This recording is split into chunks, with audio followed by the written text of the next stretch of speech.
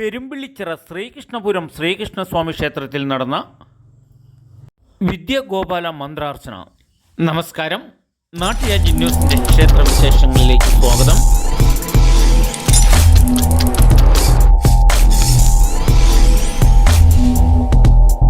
ശ്രീകൃഷ്ണപുരം ശ്രീകൃഷ്ണസ്വാമി ക്ഷേത്രം പെരുമ്പിള്ളിച്ചിറ കുമാരമംഗലം ശ്രീമദ് ഭാഗവത് സപ്താഹ യജ്ഞം 2ാം ദിവസം വിദ്യാഗോപാല മന്ത്രാർച്ചന.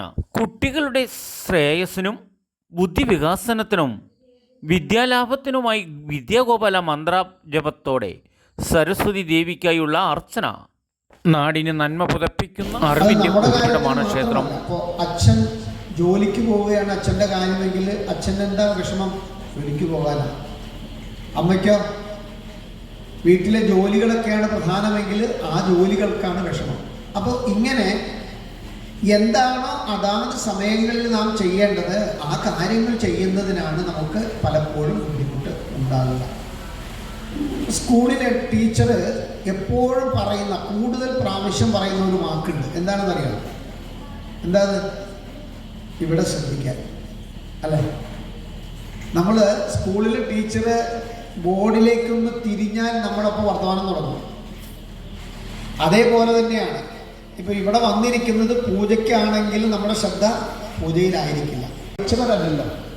അപ്പോൾ അതുകൊണ്ട് ഞാൻ പറയുന്ന കാര്യങ്ങൾ പൂർണ്ണമായിട്ടും ശ്രദ്ധിച്ചാൽ മാത്രമേ നമുക്ക് ഈ ചടങ്ങുകൾ പൂർത്തീകരിക്കാനായിട്ട് സാധിക്കുകയുള്ളൂ. അമ്മ നിശ്ചയിച്ചിട്ടുണ്ട്. എന്താണെന്നറിയോ?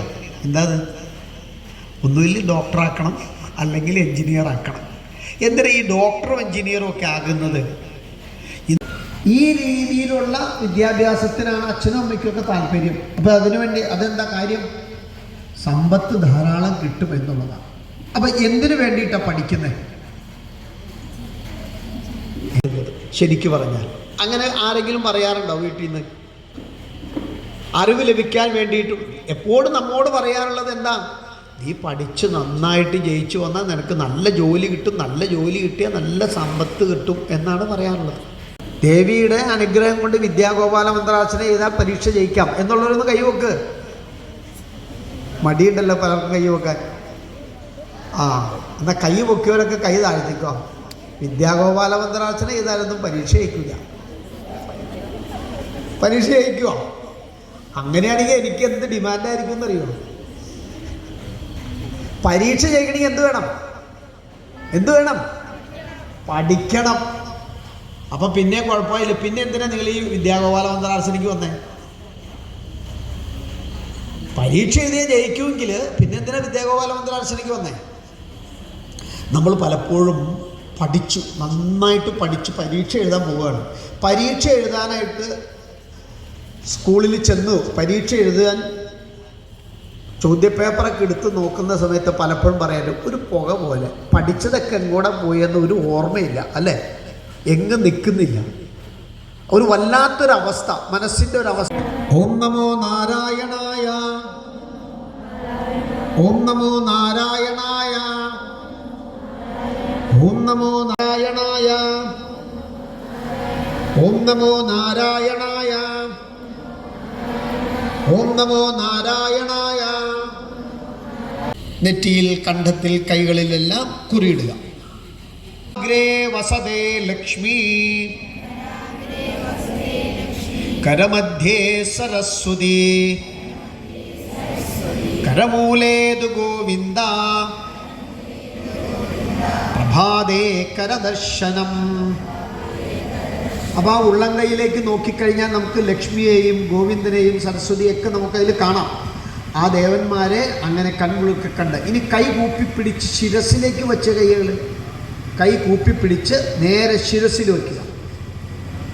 എല്ലാവരും ഞാൻ ചൊല്ലുന്നത് ഏറ്റു ചൊല്ലുക. ഓം മേധാമേ വരുണോ ദധാതു, ഉത്തമമായ ബുദ്ധി ഉണ്ടാകട്ടെ. ഈശ്വരൻ എനിക്ക് സർവദാ പഠിച്ച വിദ്യയെ വേണ്ട സമയത്ത് തോന്നിപ്പിക്കണം. സൂക്ഷ്മമായ ബുദ്ധി ഉണ്ടാകണം.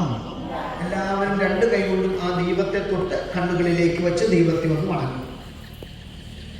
രണ്ട് കൈ കൊണ്ടും ദീപത്തിൻ്റെ മുകളിലൊന്ന് തൊട്ട് കണ്ണുകളിലേക്ക് വയ്ക്കുക. ഇനി എല്ലാവരും ഒരു പൂവെടുക്കുക. പൂക്കൾ കുറവാണ്, അതുകൊണ്ട് ഓരോ പൂക്കൾ മാത്രം എടുക്കും. ഒരു പൂവെടുക്കുക. ദക്ഷിണാമൂർത്തയേ നമഃ.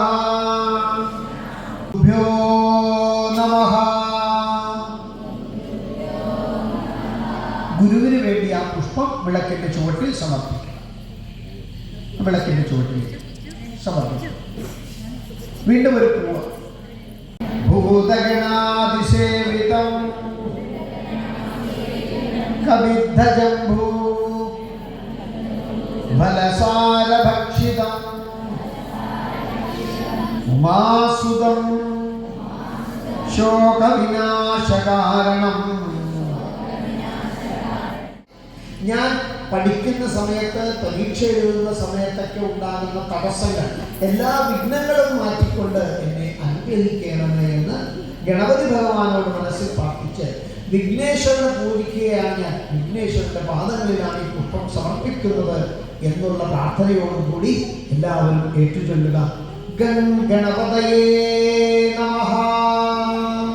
പുരസ്സരേ സദാ ദേവി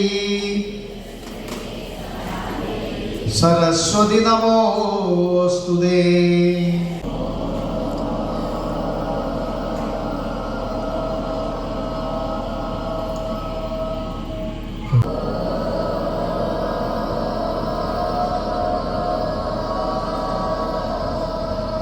പൂർണ്ണമായും